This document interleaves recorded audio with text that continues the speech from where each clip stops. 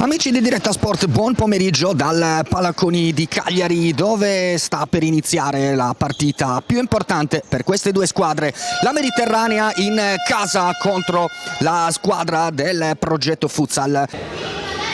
Importante per le due squadre, si sente anche forse un po' la tensione. Recupera ancora Mendes, prova a mettersi in proprio, poi si vede Coco Mendes, sinistro perfetto all'angolino. E dopo tanti tentativi la Mediterranea trova il gol del vantaggio.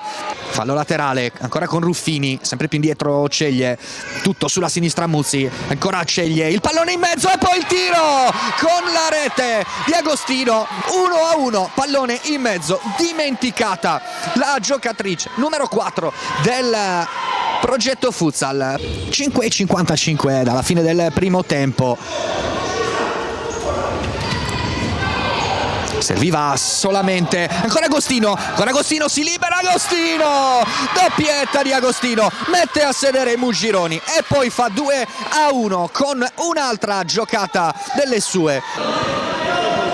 È tutto pronto, può essere questa la chiave del match. Parte Mendes, va a segno Filippa Mendes, doppietta anche per lei di Filippa Mendes a superare le due avversari. Intanto fuori Agostino e Milani, di nuovo dentro Muzzi e Emilia, palla con l'errore, poi Emilia mette in rete a sfruttare l'errore difensivo della Mediterranea, il tiro con la porta sguarnita e il gol messo a segno da Federica Emilia di Chibenti, sempre lei a parare. E poi Muzzi con il sinistro e poi c'è il tocco dietro sfortunatissimo di Jasmine Kosu. Autogol della Mediterranea, non ha un buon contatto con il suo piede, poi il tocco di Vargiu all'indietro.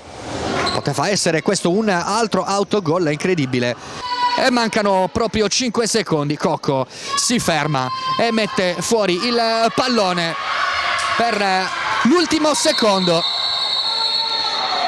da rimandare di un secondo la festa.